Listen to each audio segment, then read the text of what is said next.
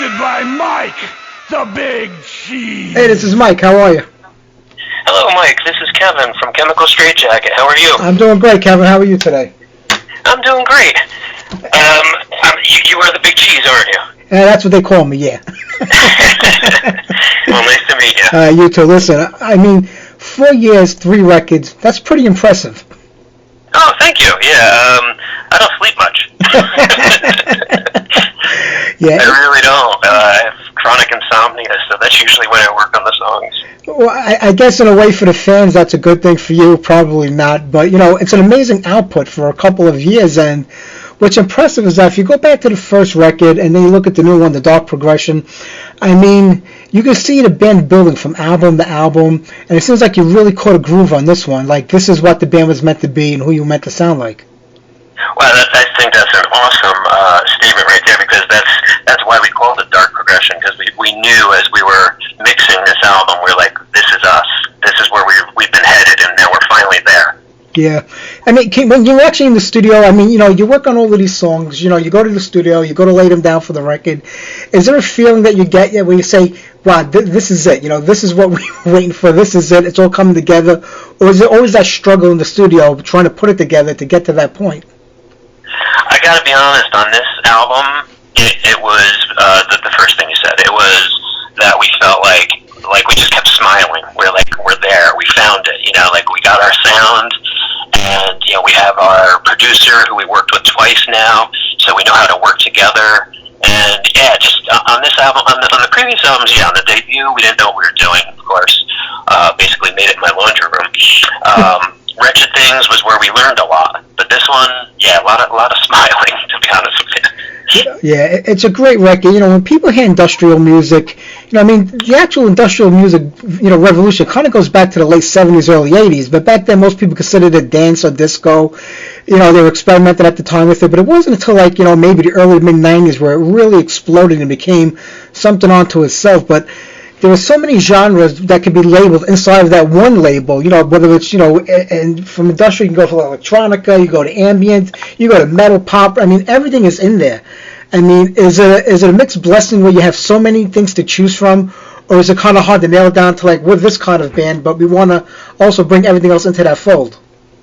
You know what, Mike, that's been our struggle from day one, to be honest with you. I'm the synth guy, so Mike, my partner, he's the metal guy. He plays guitar, and I do all the synths. We knew that, you know, technically what we were doing couldn't be called anything other than really industrial. But you're right, like, especially modern industrial is mostly a guy on a laptop playing dance beats. Yeah. And, you know, so when we were marketing ourselves in the beginning as industrial, we actually had people saying to us, you're not industrial. You know, you're way too rock and metal, so no one in the industrial crowd's going to like you. And then we had people in the rock crowd saying, oh, you're too digital. So we were like a band without a home, to be honest with you, just because industrial has changed so much over the years. I mean, when I started, yeah, okay, I'm older, so when I started listening to industrial, it was the late 80s, early 90s. And it was really inclusive. I mean, you had everything from Ministry to, you know, Thrill Kill Call. It didn't matter if it was disco or rock, and as long as it was mechanized and had that vibe, you know, then it was cool.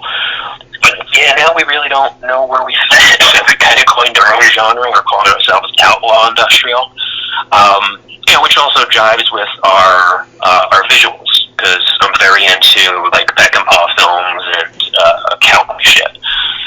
So we really don't know where we fit. And I'll tell you, with this last release with Dark Progression, we are so thrilled to see how open-minded and welcoming the hard rock and metal community are. I mean, we're really getting such a nice welcome that we never expected. Yeah, I think the fan base for old music has kind of changed a lot over the last decade, because if you go back to the 70s and 80s, just taking the rock scene, if you weren't into AC/DC and you weren't into Slayer, you were this. If you weren't into that band, you were this. There were so many labels, but now I think people are more open to experimentation and hearing, like, what a band can do. I mean, good music is good music no matter what you mix into it. Yeah, I agree. Absolutely. So that's why also the change for us on this album, that really made it so exciting for us, and for us to realize, hey, yes, this is exactly what we wanted to do, is we kind of said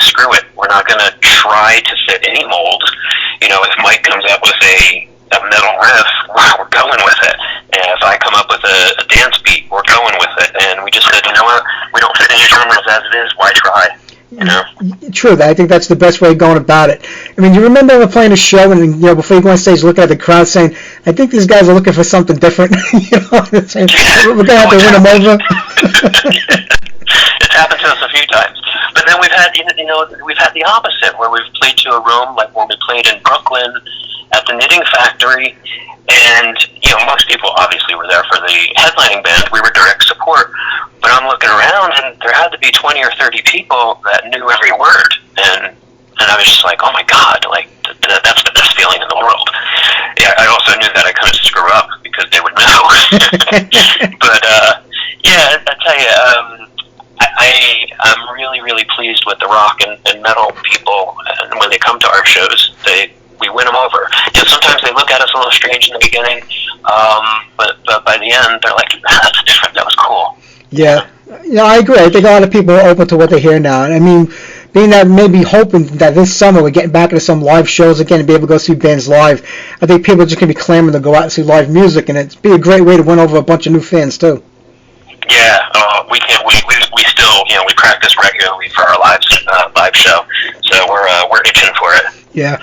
Well, you talk about Mike being the guitar player. I mean, it seems like all of you kind of were good friends with each other, knew each other from when you were kids, and you guys were in bands together before this one.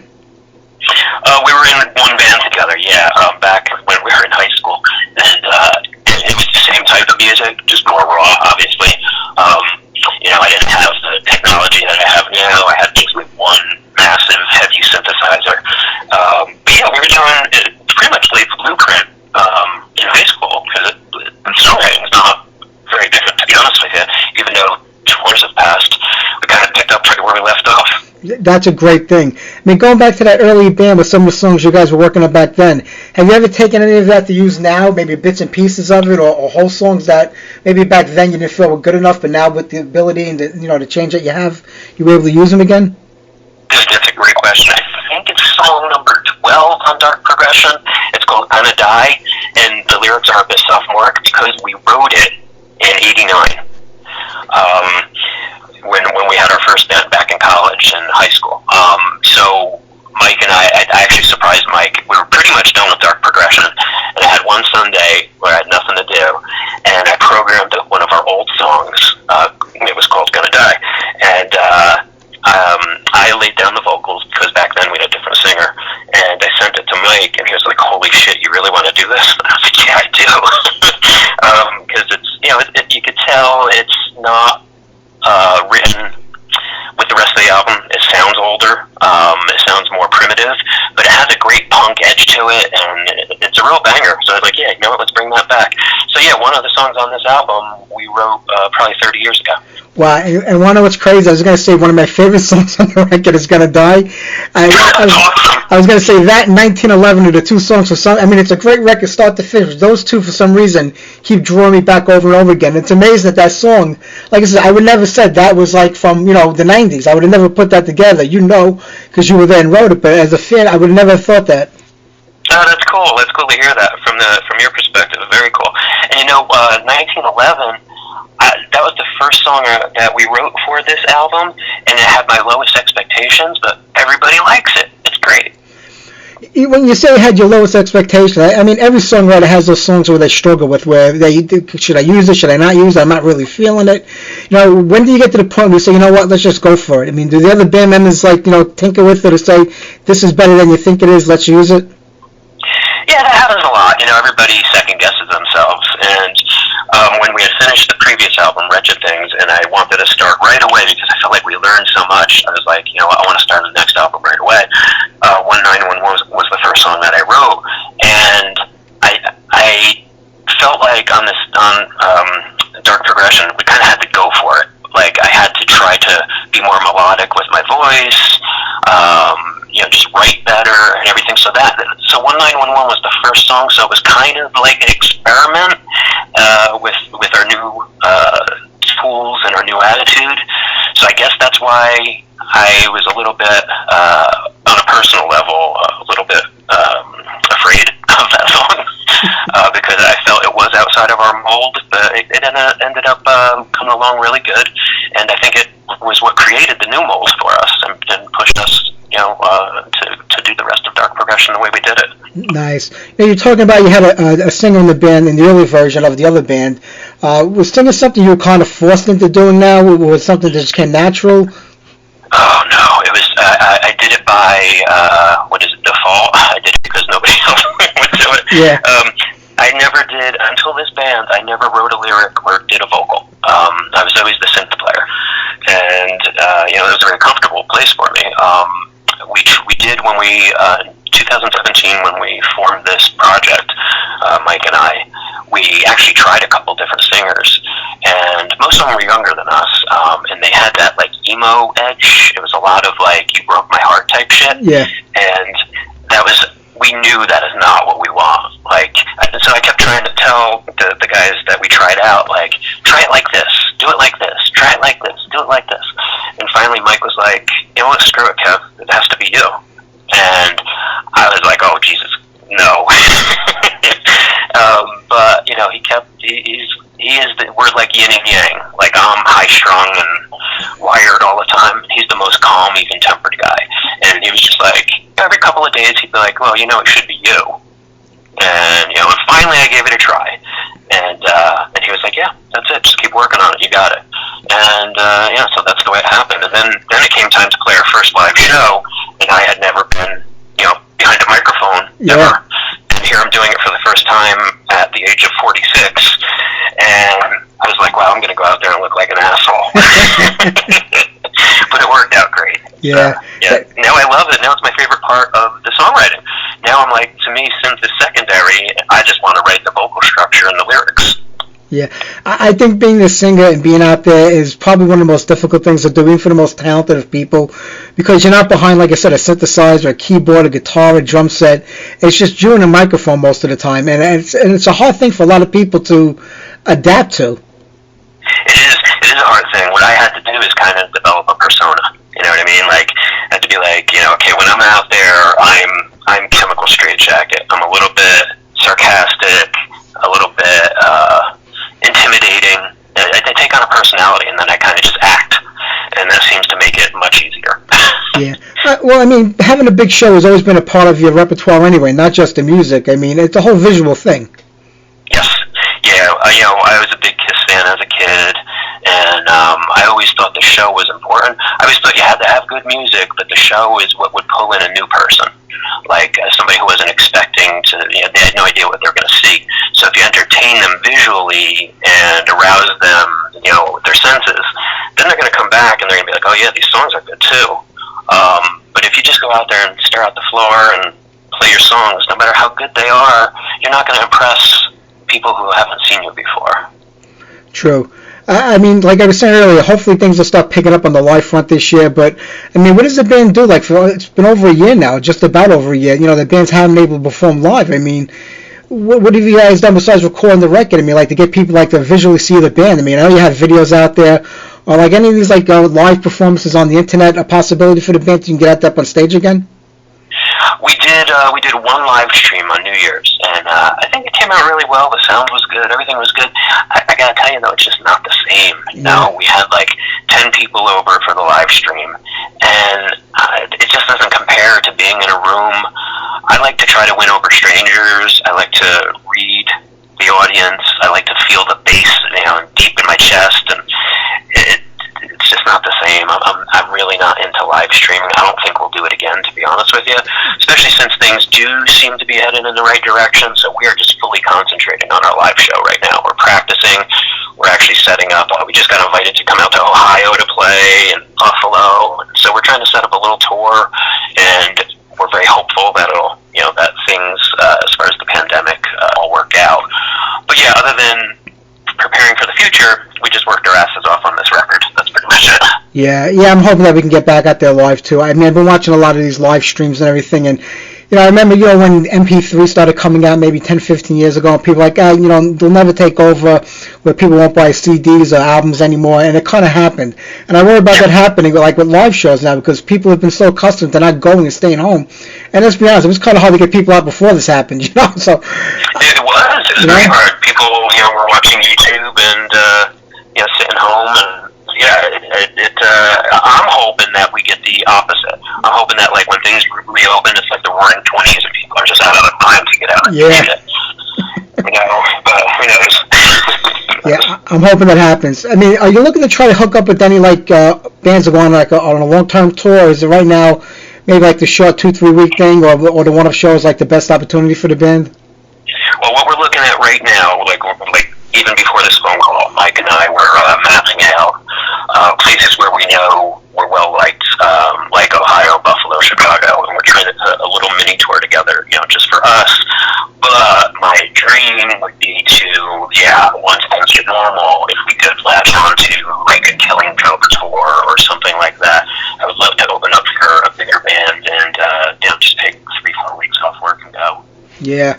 I mean, is that a possibility? I mean, how difficult is it today to make something like that happen? It's difficult, but it's getting easier for us. It would have been really hard a couple years ago. That we have the connections with being on Cleopatra Records, with having our producer be a member of Ministry, having opened up for Thrill Kill Cult multiple times. Like we can get our foot in the door much easier now because of the work we did over the last 3 or 4 years. Yeah, that helps, and that's important. I know, like I said, you've worked with the same producer now for 2 records. That can go both ways for a lot of bands because people don't want to be told like what to do to tinker with their music because they feel like what they put out there is the best effort. So you kind of have to be really open to somebody else suggesting, let's change this around, let's do this, let's do that. Are you more open to other people like saying how your music should sound, or is it important to have an input in it? Well, it's funny because it worked out that through a strange set of circumstances. John Becko, who we hooked up, who is our producer, he was basically one of my heroes because he was in Killing Joke. I would go to the shows and see John on stage with Killing Joke, with Prong, with Fear Factory, and then finally with Ministry. So it's like he's been a member of every band that I've loved. So I'm much more open to anything that he has to suggest because I respect him so much. And we've developed a really good working relationship and a good friendship. I mean, we went snow tubing last. So we have a really, really, really good relationship, and he's not at all pushy. He'll give a suggestion, and then he waits to hear what I think about it, and then we go back and forth and back and forth. So it's I couldn't think of a better relationship or situation, to be honest with you. We're already talking about working together for the next album. That would be great. Was there really just one song where you just refused to budge on how it was supposed to sound, where you just wanted to just put that gauntlet down and say, I'm not budging on this one, whether you meant it or not, just like to show that you were the boss? Probably the one that we didn't have the same vision for at first would have been Wrecking Machine. He was pushing it in a much more digital direction, where I saw that we needed a good dirty guitar riff right up front with that bass line right up front. So I think that one we probably traded edits maybe 10, 15 times. Sometimes he nails it on the first edit, but that one we went back and forth a lot because I had that vision in mind for that song, and I knew it had to be the way it ended up. Yeah. Other than that, it's usually much smoother. I mean, when you thought about putting this band together, was there a whole concept, from the beginning where you said, hey, we're going to, kind of project this image, we want to do this, sound like that? You took a unique way of, spelling the name of the band and the records and some songs. I don't know if dyslexic people would appreciate it, but, everybody else kind of gets it. But was there, a whole thought process, how you wanted the band to go? I guess it was piece by piece. At first, we really just wanted to see if we could come up with some songs. And then, I always liked Western shit. I always wear a cowboy hat. That's when I reconnected with Mike after 25, 27 years of not seeing each other. I had the hat on and the sunglasses, and he was like, that looks perfect. That's perfect for a front man. And then we wanted to use the name Chemical Straitjacket, but it was already taken. So our friend is a graphic designer. He drew up the logo without the vowels, and that worked. It was step by step. I cannot say that we sat down and we had a plan in the beginning, but each step of the way we analyzed, okay, yes, that'll be our logo. Okay, yes, that's the visual aesthetic that we want. So there's planning in it, but it certainly was not a big plan. It's been a piece-by-piece plan. Yeah.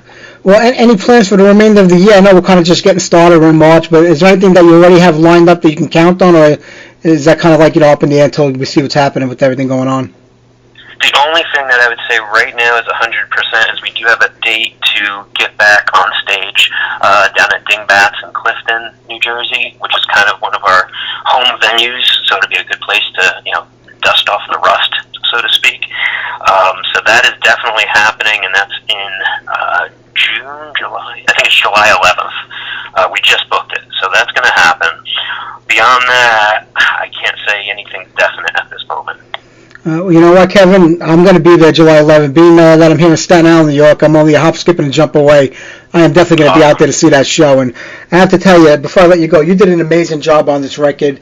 And I can pretty much count on there's going to be a new one next year, I think, or the year after that, the way you guys have been writing. So I never want to go too far in between a new Straight Jacket record. Yeah, no, we've got 6 demos already for the next one, so we're working on it. Oh, that's fantastic. Kevin, what a great job you did in the Dark Progression, my friend, and I'm looking forward to seeing you in July. It's going to be a great night out and a great show, I'm sure. Thanks so much, Mike. I really appreciate you taking the time to talk to us. You take care, my friend. It was great talking to you, too. All right, brother. Take care. Bye-bye.